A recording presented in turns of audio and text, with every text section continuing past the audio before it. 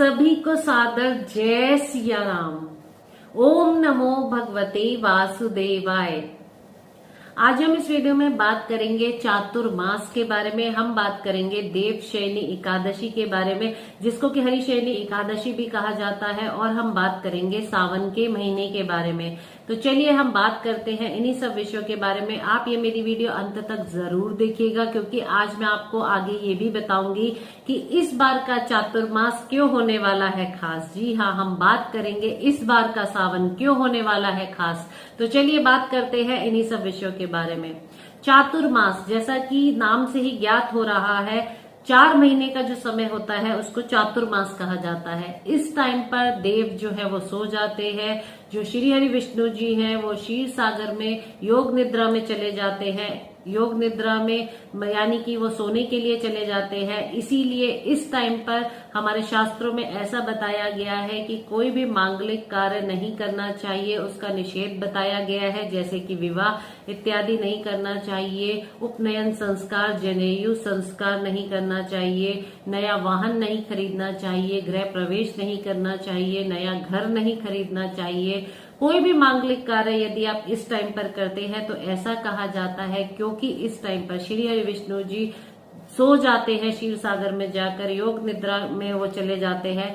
तो उनका जो आशीर्वाद है वो हमें प्राप्त नहीं हो पाता है मांगलिक कार्यों में, जिसकी वजह से हमारे जीवन में जो कठिनाइयां हैं, जो विघ्न बाधाएं हैं वो आती हैं। तो इसीलिए मांगलिक कार्य इस टाइम पर नहीं करने चाहिए, उनका निषेध बताया गया है। परंतु इस टाइम पर जितना अधिक आप पूजा पाठ कर सके, जितना अधिक अनुष्ठान कर सके, यज्ञ कर सके, उन सबको बहुत ही उत्तम बताया गया है हमारे शास्त्रों में।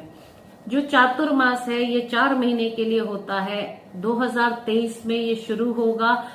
ये जिस दिन होती है आषाढ़ शुक्ल पक्ष की एकादशी, यानी कि जिसको देवशयनी एकादशी कहा जाता है, हरिशयनी एकादशी कहा जाता है, उस दिन से इसका आरंभ होता है चातुर्मास का, और ये 4 महीने के लिए रहता है। परंतु इस बार ये विशेष होने वाला है। जी हाँ, 2023 में जो चातुर्मास होगा ये 4 महीने के लिए ना होकर पूरे 5 महीने के लिए होगा, क्योंकि इस बार पुरुषोत्तम मास लगने जा रहा है, अधिक मास लगने जा रहा है। इस बार सावन भी विशेष होगा, क्योंकि जो सावन है वो 1 महीने के लिए होता है, परंतु सावन में पुरुषोत्तम मास होने की वजह से, अधिक मास होने की वजह से ये पूरा 2 महीने के लगभग होगा।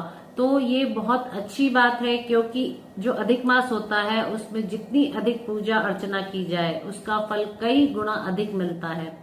भोलेनाथ के भक्तों के लिए बहुत शुभ है कि इस बार वो 2 महीने तक भोलेनाथ को प्रसन्न कर सकते हैं, उनकी पूजा अर्चना करके उनकी जो कृपा है वो प्राप्त कर सकते हैं। तो जो चातुर्मास है इस बार 5 महीने का होने वाला है। ये 29 जून 2023 से देवशयनी एकादशी से शुरू होगा, और देवउठनी एकादशी जो कि 23 नवंबर 2023 को है, उस दिन ये इसका समापन होगा। तो पूरे 5 महीने तक आप भक्ति भाव से युक्त होकर भगवान की पूजा अर्चना करें। इससे आपको भोलेनाथ की कृपा जो है वो प्राप्त होगी और उनकी प्रसन्नता प्राप्त होगी। चातुर्मास में ऐसा कहा जाता है, देवशयनी एकादशी को जब देव सो जाते हैं, श्री हरि विष्णु जी सो जाते हैं।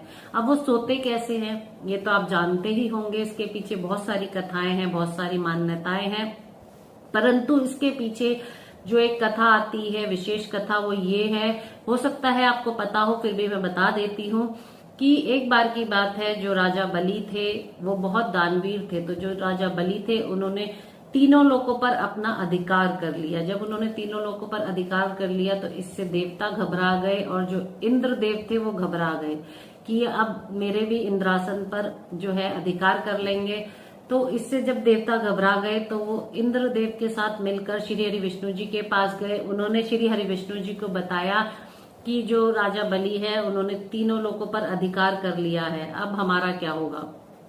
तब श्री हरि विष्णु जी ने वामन अवतार लेकर वो राजा बलि के पास गए, और उन्होंने राजा बलि से कहा, क्योंकि वो बहुत दानवीर थे, तो उन्होंने राजा बलि से कहा कि मैं आपसे कुछ दान मांगना चाहता हूँ। जब वो वामन अवतार में गए तो जब राजा बलि ने देखा तो उन्होंने कहा कि मांगिए, आप मुझसे क्या मांगना चाहते हैं, क्योंकि वो दानवीर थे। तो उन्होंने जब ऐसा कहा तो श्री हरि विष्णु जी ने कहा कि मैं केवल आपसे 3 पग धरती मांगना चाहता हूँ, 3 पग कहाँ मैं रखूं ये आपसे मांगना चाहता हूँ। तब उन्होंने कहा कि आप 3 पग, इतनी सी चीज आप मांग रहे हैं, आप कहीं पर भी 3 पग रख लीजिए, वो जहां तक आप 3 पग रखेंगे धरती में वो आपकी होगी। तो श्री हरि विष्णु जी ने पहले पग में आकाश को नापा, दूसरे पग में उन्होंने पूरी धरती को नाप लिया। जब वो तीसरा पग उन्होंने पूछा कि मैं कहाँ रखूं, वो रखने लगे तो जो राजा बलि थे उन्होंने कहा कि आप मेरे सर पर अपना तीसरा पग रख दीजिए। तो जब भगवान श्री हरि विष्णु जी ने तीसरा पग उनके सर पर रखा तो उनके भाड़ से वो जो राजा बलि थे वो पाताल लोक में चले गए।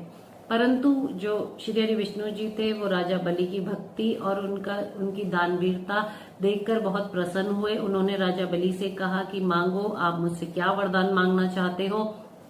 तब राजा बलि ने कहा कि क्यों ना मैं भगवान को ही मांग लूं, अपने उनका साथ मांग लूं। तब उन्होंने ये सोचा और उन्होंने मांगा कि आप मेरे साथ रहिए, आप पाताल लोक में मेरे साथ चलिए और वहीं पर मेरे साथ रहिए।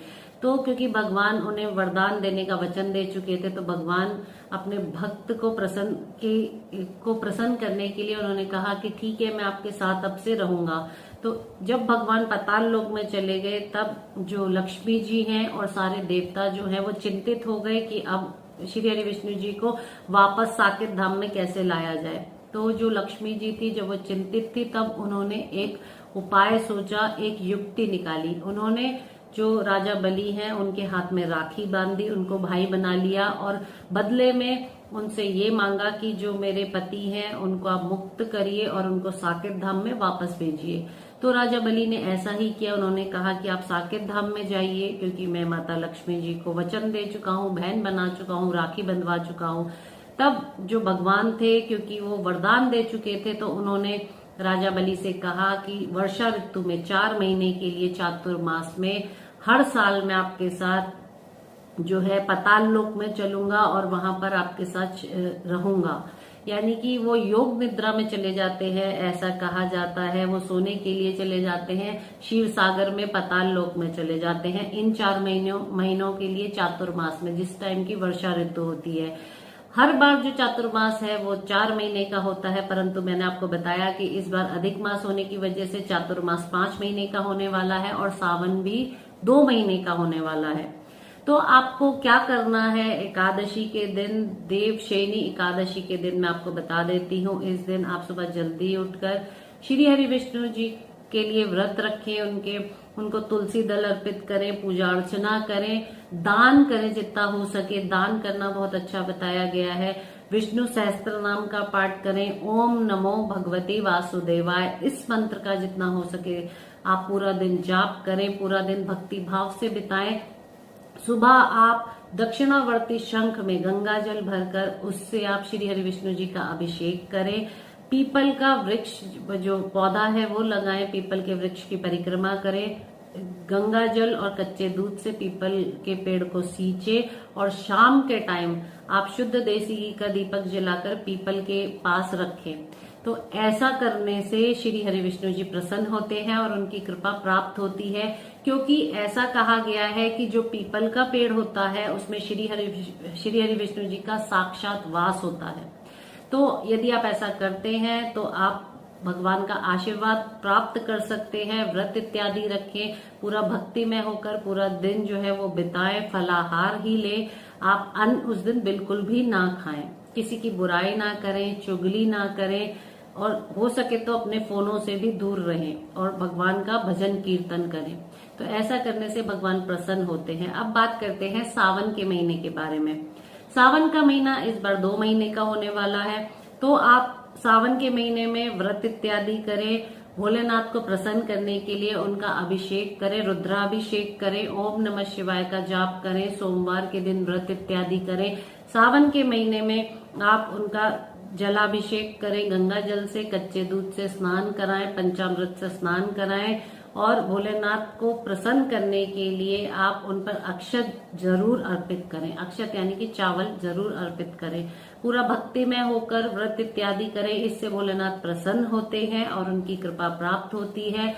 और माता पार्वती जी को आप जो श्रृंगार का सामान है वो अवश्य चढ़ाएं। और किसी गरीब को, जरूरतमंद को, निसहाय को आप दान अवश्य करें।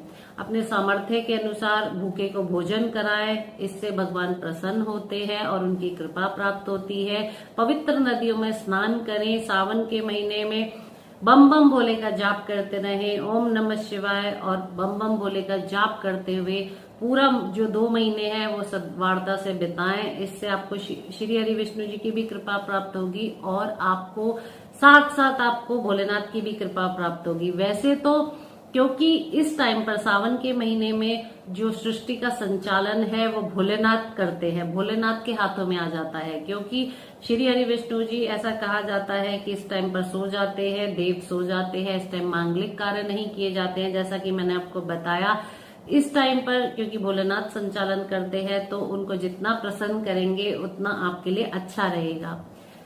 आप जब सावन आए तो आप सावन के पहले सोमवार से व्रत रखना आरंभ करें। और कई लोग तो पूरा सावन व्रत रखते हैं, पूरा सावन ना रख पाए तो कम से कम सोमवार को तो व्रत अवश्य ही रखें। तो मैं उम्मीद करती हूँ कि आज की मेरी ये वीडियो आपको पसंद आएगी और आप इससे लाभान्वित होंगे और जो भी मैंने आपको बताया है आप अवश्य करेंगे। आप सभी को सावन की बहुत सारी शुभकामनाएं। अगली बार मैं जल्दी मुलाकात करती हूँ और एक नए विषय पर बात करती हूँ। तब तक के लिए जय सिया राम।